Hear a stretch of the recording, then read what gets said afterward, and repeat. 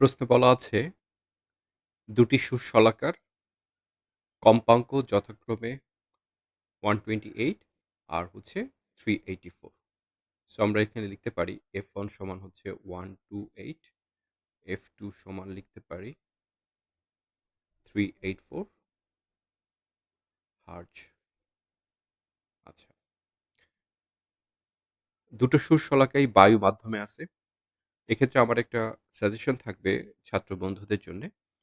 প্রশ্নটা খুব ভালো করে পড়াটা খুব ইম্পোর্টেন্ট এবং কোন রিলেশন কোথায় অ্যাপ্লিকেবল হবে সেটাও আমাদের বোঝা দরকার।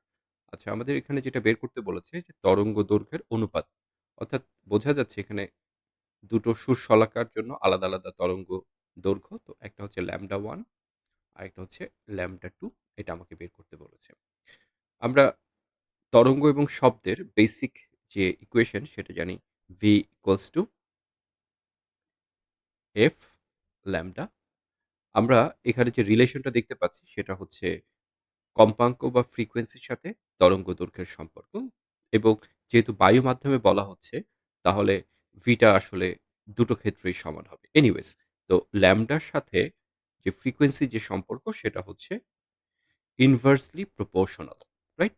সো আমরা ল্যামডা 1 ডিভাইড বাই ল্যামডা 2 যদি লিখি তাহলে এখানে লিখতে হবে F2 বাই হচ্ছে F1 যেহেতু ব্যস্তানুপাতিক।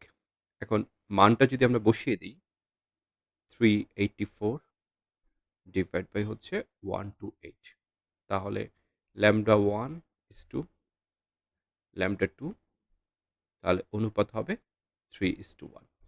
এটাই হচ্ছে আমার প্রথম আনসার। ২ নম্বর যে প্রশ্নটা আছে সেটা হচ্ছে বায়ুমণ্ডলের কোন স্তরে বেতার তরঙ্গ প্রতিফলিত হয়? উত্তর হবে আয়ন মণ্ডল। আয়ন মণ্ডল। পরের প্রশ্নে দেখতে পাচ্ছি পরপর দুটি সুস্পন্দ বিন্দু বা নিস্পন্দ বিন্দুর মধ্যবর্তী দূরত্ব তরঙ্গদৈর্ঘ্য কত হবে? উত্তর হবে অর্ধেক। অর্থাৎ যদি তরঙ্গদৈর্ঘ্য ল্যামডা হয়, λ/2, অথবা এভাবেও আসতে পারে যে কয়েকটা অপশন দেওয়া আছে সেক্ষেত্রে আমরা লিখব হচ্ছে অর্ধেক। একই কথা λ/2 অথবা অর্ধেক। এখানে দেখা যাচ্ছে কোনো একটা বস্তু মিনিটে অর্থাৎ টাইমের মান হচ্ছে 60 সেকেন্ড। আর এখানে 1200 বা 1200টি পূর্ণ কম্পন সম্পন্ন করে। তাহলে এখানে n এর মান কত হবে? n এর মান হচ্ছে 1200।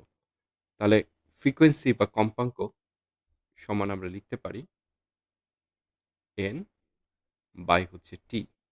তাহলে n এর মান হচ্ছে 1200 আর t এর মান হচ্ছে 60।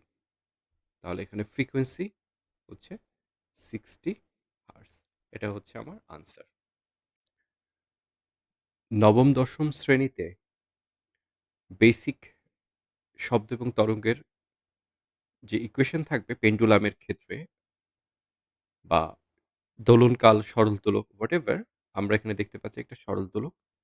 এই যে এখান থেকে শুরু করে এই পর্যন্ত অথবা এখান থেকে এই পর্যন্ত যে দৈর্ঘ্য তাকে বলা হয় কার্যকর দৈর্ঘ্য বা সুতার দৈর্ঘ্য এবং সুতার দৈর্ঘ্য অবশ্যই এই সেন্টার পয়েন্ট থেকে শুরু করে এই যে বব দেখতে পাচ্ছি এই ববের মধ্যবিন্দু পর্যন্ত দূরত্ব যেটাকে আমরা এল দ্বারা রিপ্রেজেন্ট করি। এনিওয়েজ, তাহলে দোলনকাল সমান আমরা লিখতে পারি 2π/L/g। এল হচ্ছে এই যে বললাম কার্যকর দৈর্ঘ্য। কার্যকর দৈর্ঘ্য আসলে লিখা যায় সুতার দৈর্ঘ্য আমরা যদি ধরে নেই এটা হচ্ছে সুতার দৈর্ঘ্য।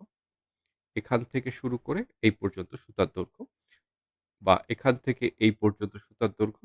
আর এই যে ব্যাসার্ধ এই যে ববের সেটা হচ্ছে r। তাহলে আমরা লিখতে পারি কার্যকর দৈর্ঘ্য L, বড় হাতের L ইজ ইকুয়ালস টু ছোট l প্লাস r। এখানে ইম্পোর্টেন্ট বিষয় হচ্ছে এমসিকিউ বা শর্ট কোয়েশ্চেন যদি জিজ্ঞেস করে স এই দোলনকালের মান কখন বৃদ্ধি পায়? উত্তর হচ্ছে যদি ভর বৃদ্ধি পায়। ভর যদি বৃদ্ধি পায় তাহলে কি হবে? পেন্ডুলামের যে দোলনকাল সেটা বৃদ্ধি পাবে। একই সাথে যদি সুতার দৈর্ঘ্য বৃদ্ধি পায় তাহলে হচ্ছে পেন্ডুলামের এই দোলনকালের মানটা বৃদ্ধি পায়। অর্থাৎ T is proportional to mass মানে ভর। আর ভর কোনটা? পেন্ডুলামের ভর। পেন্ডুলামের ভর বলতে কি বোঝায়? বিশেষ করে এই ববের ভরটাকে বোঝায়। আর কি বলছে? যে সুতার দৈর্ঘ্য যেটাকে আমরা আপাতত লিখে রাখি কার্যকর দৈর্ঘ্য। 0 ডিগ্রি সেলসিয়াস তাপমাত্রায় বা 0 ডিগ্রি সেলসিয়াস তাপমাত্রায় বায়ুতে শব্দের বেগ ৩৩২ মিটার পার সেকেন্ড। এখন যদি জিজ্ঞেস করে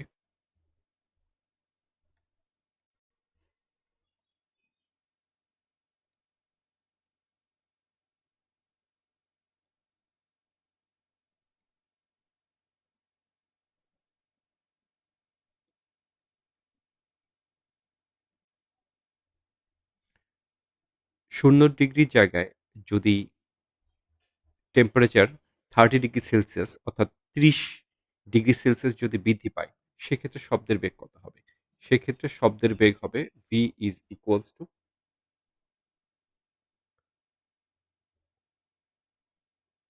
v0 প্লাস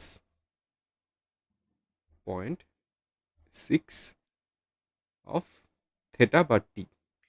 এই থিটার দ্বারা যেটা বোঝাচ্ছে সেটা হচ্ছে টেম্পারেচার কতটুকু বৃদ্ধি পেয়েছে সেটা।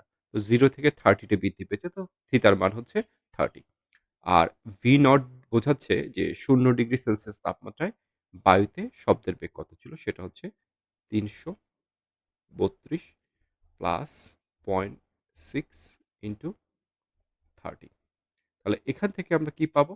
এখান থেকে আমরা পাবো হচ্ছে ৩৫০ মিটার পার সেকেন্ড।